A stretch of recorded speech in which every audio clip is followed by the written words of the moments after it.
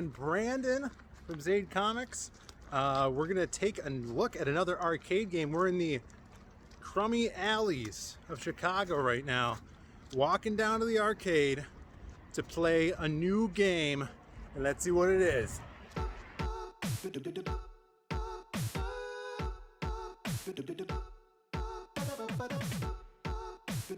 All right, here we are. When you thought we couldn't get any more nerdy, when you thought we couldn't get any more geeky, it comes down to this week, because we're talking about Dungeons and Dragons. The Master has placed you in a dreadfully precarious position. You're playing the most phenomenal game ever created. Your skin grows cold from your first glimpse of the enormous beast. It's a product of your imagination. Survival depends on a quick, decisive move. Your choices are limited. Stand and fight, or run. Use your lightning bolt. Victory is yours. Win the treasure. TSR Hobbies, Dungeons and Dragons games. Products of your imagination. Wait. Was that Cameron Fry?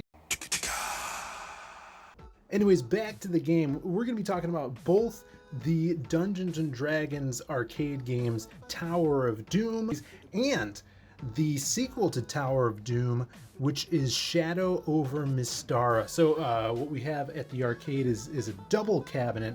Both of the games are in one cabinet, but we're going to be looking at Tower of Doom first. Now, both these games were published by Capcom.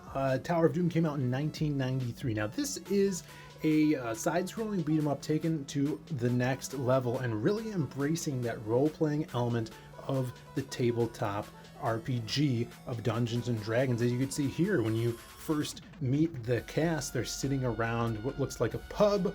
You can see a very eclectic cast of characters here that you would be able to build in Dungeons and Dragons. And the interesting thing is when you're using the stick here, kind of controls like a computer mouse, where you can move it around the screen to select your character. After doing that, you get to name your character. Now, I'm sure some of our older audience will know how popular D&D was back in the day, that Capcom had to get the license and make it into a side-scrolling beat-em-up here. You have different fighters. Now you have 4 different characters you could choose from: the fighter, the elf, the cleric, and the dwarf, each having their own abilities, being able to do different things. Of course, you could pick up different items like in regular side-scrolling beat-em-ups. But when we get to the sequel, we'll see you have an array of abilities that you could choose from and go through. And even in the first one, the elf, you could cycle through different abilities like fireball, magic missile, invisibility, polymorph, ice storm, the cloud kill, all of this very geeky stuff that all of you Dungeons and Dragons fans are probably familiar with that I don't know because I'm not a nerd. Now, Capcom acquired the license as part of a deal to port the Eye of the Beholder D&D game to Super Nintendo. The license holder, TSR, wasn't really fond of the idea of doing an arcade game, so Capcom turned to Capcom USA, who brought in a D&D enthusiast by the name of Alex Jimenez, who then did concepts for the game and really brought all the lore from D&D to the table at Capcom. They wanted to make this game very story-driven and feel like you were playing around your table in the regular scenarios that you guys would do back in the day. And one of the aspects that makes this game really, really cool is the different paths. You could choose different directions to go in, and if you play through the whole game, it's impossible to go to every stage and level just because of the pathing in this game. Now, a lot of the inspiration for D&D, the arcade game, was Jimenez's love for the game Golden Axe, which is another awesome fantasy beat 'em up from back in the day. Once the initial design was completed and play tested, they actually took the game and story and translated it to an actual Dungeons and Dragons scenario and had a gamers group in San Jose to play through it, as Jimenez was the game master himself.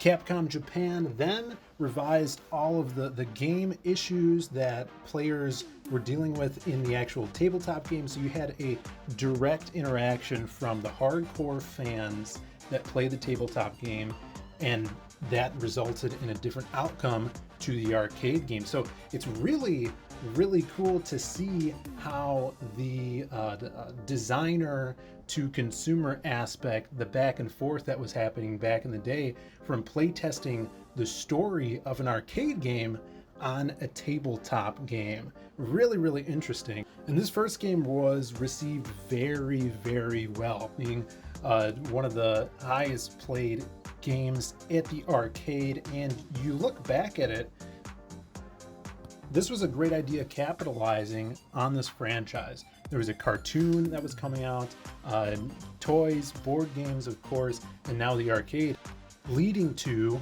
the sequel, Shadow over Mystera. Now this bad boy came out in 1996, upping the roster to 6 characters, 2 more than the previous game, and in addition to the cleric dwarf elf fighter, we have the magic user and thief as well. So basically your mage type character and kind of like a rogue. Same as the previous game, it is up to 4 players, and now you have of course UI updates.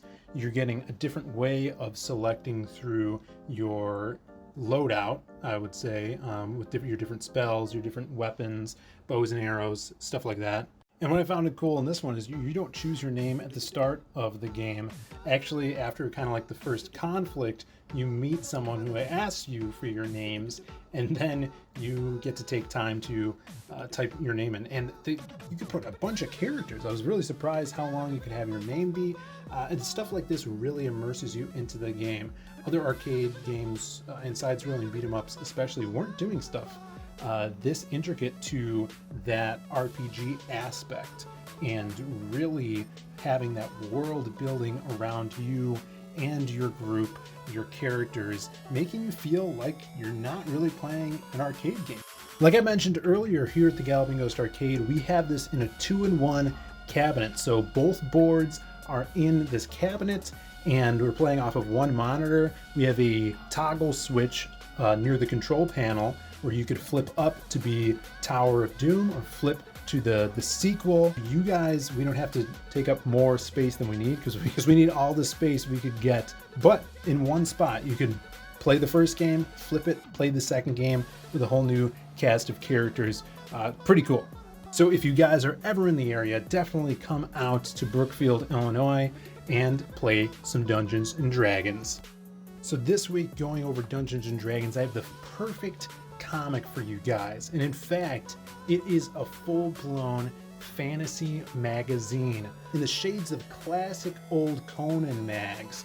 This has everything you want if you're a fan of sword and sorcery, and it's called Tales of Nova Terra.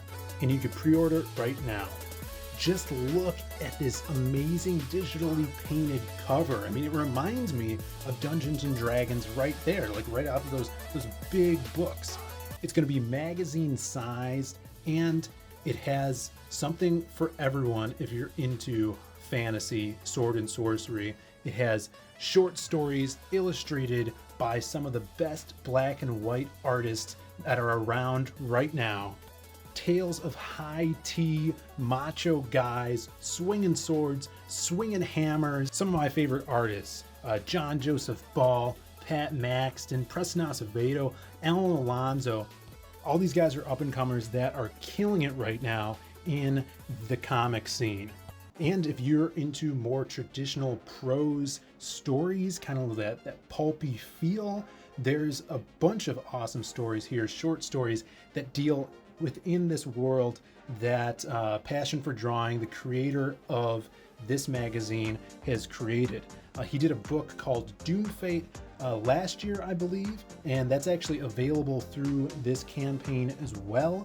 So it all ties in together. You don't need to read Doom Fate to enjoy this, but this is just kind of an expansion of that universe. And in fact, I'm going to be writing one of those short stories. It's about a kind of a creepy story that involves this magic shop in the town that my buddy Passion has come up with. So there's going to be illustrations that go along with that, not sequential art, more of that kind of, pulp illustration, those striking images, the black and white stuff that are going to stand out in your mind when you're reading these short stories. Check this out. It's only $20. It'll be coming out this summer, perfect for summertime reading, and he hopes to be putting out more of these if this one gets funded. So you guys could really help out an awesome creator make some great content, some awesome entertainment. If you're missing all that high tea sword and sorcery stuff, Conan the Barbarian,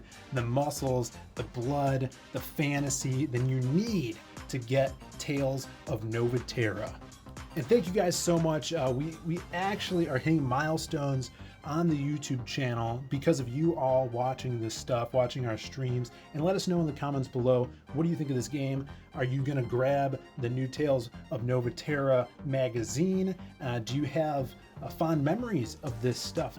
And once again, we are so close to printing and shipping out our very own comic, The Lost Pages. Check that out on Indiegogo right now, along with Tales of Nova Terra, and visit zadecomics.com if you haven't picked up any of our other stories or merch. Let us know in the comments, and what do you want to see next? What kind of games, what kind of comics you want us to talk about? What's your favorite genre of this kind of stuff? Let us know, and we will see you all next time.